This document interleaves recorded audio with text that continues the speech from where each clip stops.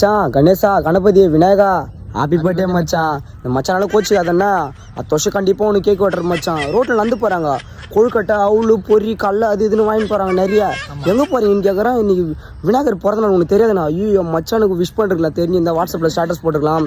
எலி எங்கே தான்டா இருக்கிறான். காலில் இருந்து ஃபோன் அடிக்கிறேன் எடுக்க மாட்டேங்கிறான். நானும் காலில் இருந்து ஃபோன் அடிச்சிருக்கேன் மச்சான். அவ்வளோ சமயத்துமா எடுக்க மாட்டான் ஃபோன் மச்சான். உன் கூட சுற்றினு இருப்பான்ல எலி தம் கொண்டு அவன் நம்பருக்கு நான் ஜிபே பண்ணுறேன் ஒரு 150 ரூபா. அண்ணா எங்கேயும் சண்டை இல்லாமல் பார்த்து கேக் வெட்டுண்ணா.